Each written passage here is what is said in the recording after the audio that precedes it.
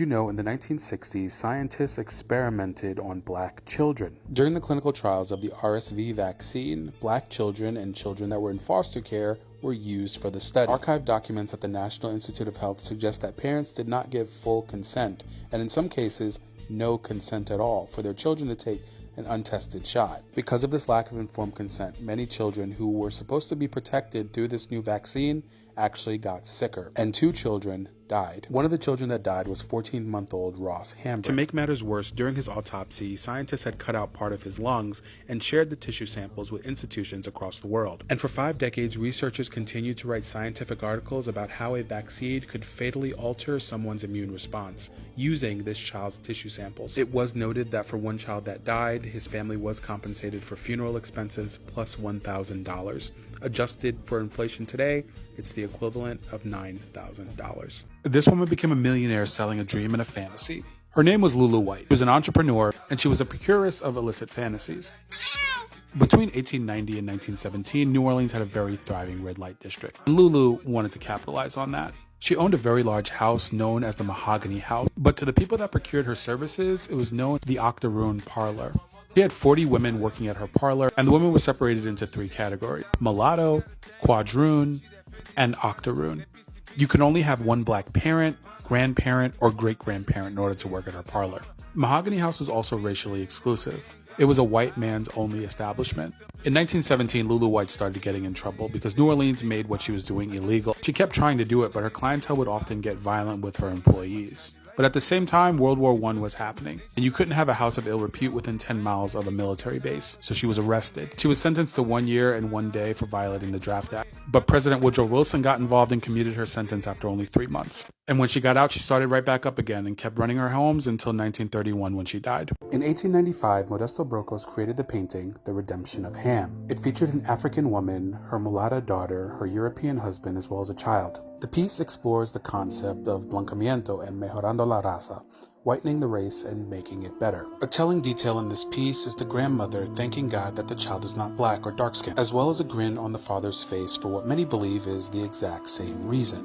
The piece was made after the emancipation of slaves in Brazil. It's believed that at the time the Brazilian government wanted to determine the destiny of black people and how they would live within the country. And miscegenation was said to be one of the techniques used in order to secure the destiny for black people. The piece is named The Redemption of Ham after the biblical story of Ham, the son of Noah. Noah condemns Ham to be a slave and the servant of servants. At the time, it was believed that African races and people from the African continent were the descendants of Ham, and therefore condemned to be slaves. And it was believed that miscegenation, whitening of the race, and bettering the race would redeem them for future generations. On March 12, 1981, Ricky Ray Rector, along with some friends, went down to a dance hall. When one of his friends couldn't pay the $3 cover charge, he became terribly mad and pulled out a .38 revolver and ended the life of one person while injuring 2.